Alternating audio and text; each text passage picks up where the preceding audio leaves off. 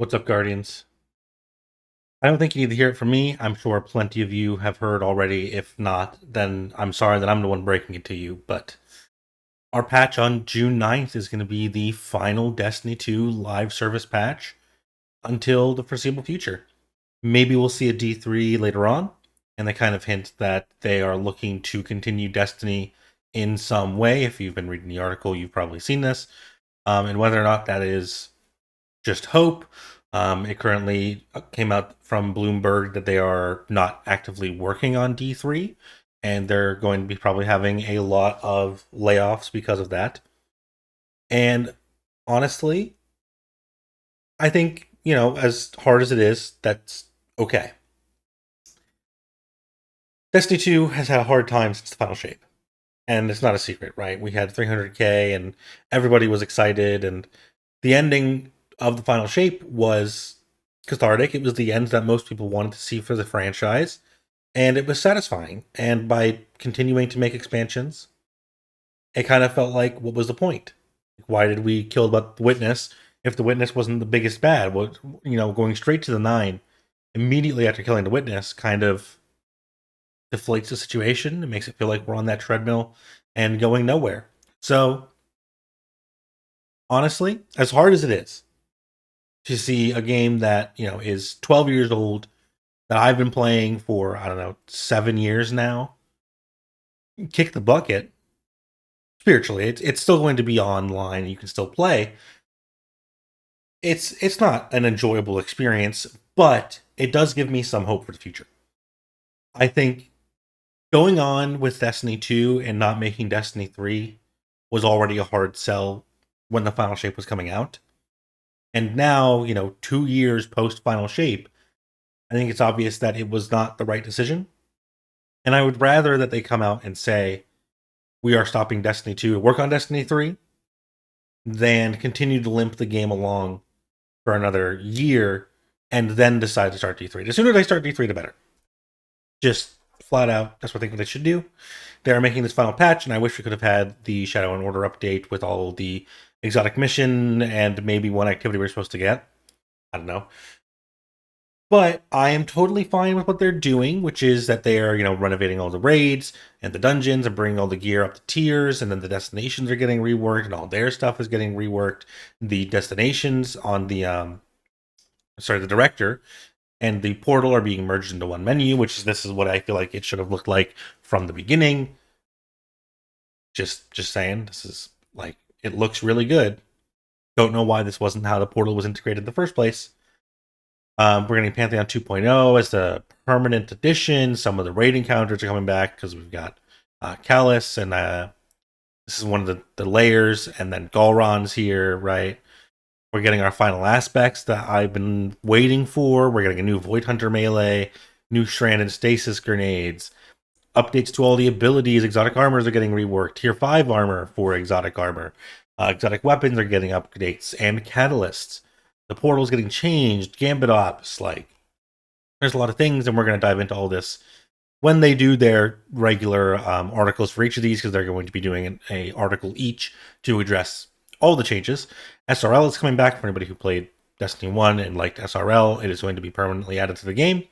So there is a lot of stuff that they're adding to the game, and I think if you enjoy playing Destiny and you have good memories of playing the game, and you want to every now and then hop in and play Pantheon and experience some of the bosses, or hop on to play a garden one day, or you want to go do SRL one day just for the fun of it, we're still going to be able to do that. The servers are staying on, so that's nice. We are going to hit a point where the game is solved. People are going to know what the best damage strategy is, and that's it. That's the entire game. That's not to say we've been in a state where it's been fluctuating a lot, because we've kind of stabilized for the last couple of years, where the majority of the time we're using the same weapons, the same strats, the same loadouts for every raid and dungeon when they come out. We're always taking a well. We're always bringing healing turrets. We're bringing our Queen Breakers or our Laments now, our Wolvesbanes. And it's just different flavors of the same thing over the years, right? And we all know what each boss is weak against or whatever. The game was already solved. So being able to come back and experience it in a state where I think this is going to leave the franchise in a better spot than it was with Renegades and Edge of Fate. I think if they tried to cut it off before finishing the director again, it it would be a pretty rough spot to hop in and play.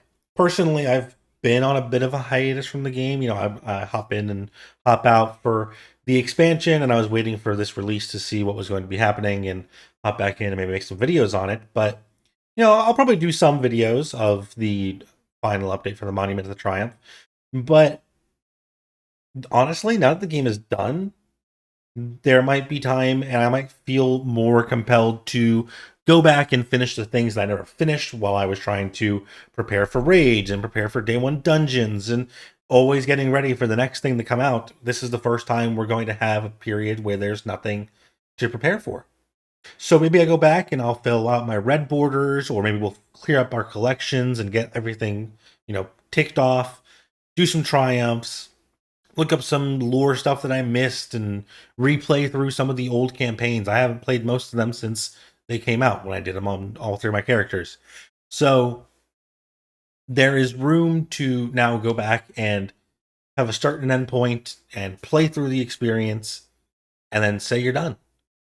And if you are done, if you know play it and you finish, so be it. I mean, if it takes 5 or 6 years to make a Destiny 3, at least we're all going to have a break.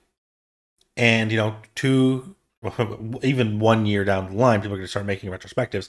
But 2, 3, 4 years down the line, when retrospectives are big for Destiny 2, and we're thinking about it the way we think about Destiny 1, then maybe at that point we're going to be ready for a Destiny 3. And there's a million things that I think Destiny 3 could do or couldn't do. But I think hopefully Bungie's learned a lot from D1 and D2. I think giving us some sort of limitation is important in terms of our player power. And going overboard on making things really easy to activate, you know, easy damage perks and very powerful ability spam. We kind of lost track of the gunplay and the replayability by making the tier 5s such a really good way to get god rolls. I mean, you get tier 5s from anything, and there's no RNG to if it's good or not, because you got a 1 in 4 chance of getting a god roll instead of a 1 in 36 or a 1 in 144 or whatever the old stats were for the old guns before the tier system. So, well, I think it was a good idea. I hope to see that stuff gone. I want to see a return to the roots of the RNG and the gunplay being first and foremost over the ability spam. And maybe we'll move into an era where the classes are all kind of prismatic, right? Where everything is merged into just Hunter, Warlock, and Titan, and we coalesce the ability damage types to the one class, and we'll have a lot of choice there. That can be really cool. I would love to see something like that. Or if they want to return to an era where maybe it's older and it's more restricted, and we're back in Iron Lord times or some other thing like that, I think it would be awesome. If it takes 5, 6, 7, 8 years for a D3 to come out, I'll be there. All this is to say, it may have been a bumpy ride, but it was a ride that I would never have given up. It was a great opportunity to play with so many people. I've made so many friends playing this game. I mean, entire Discord servers full of people. Even people who I've met in real life after playing this game. Who I met basically from Destiny. And it's kind of why I'm doing the YouTube channel. Auburn convinced me to start doing it. And did I pick possibly the worst time to try to become a Destiny YouTuber? Yeah, a little bit. Edge of Fate was probably the worst time to do it. Well, it could be worse. It could be right now.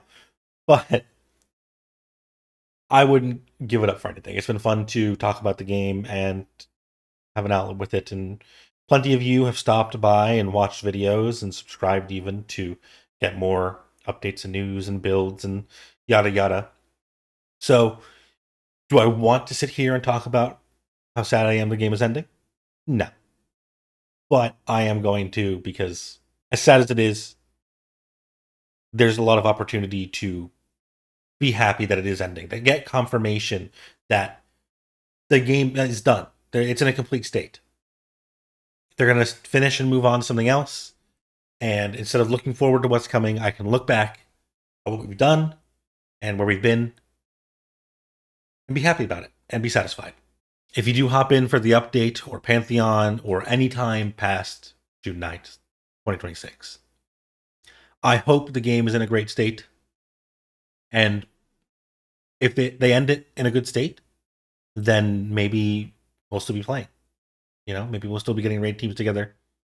LFG can still be popping. And maybe we can make some real fun challenge videos or something like that. Thank you all for hopping in and watching today. And I'll see you all again very, very soon.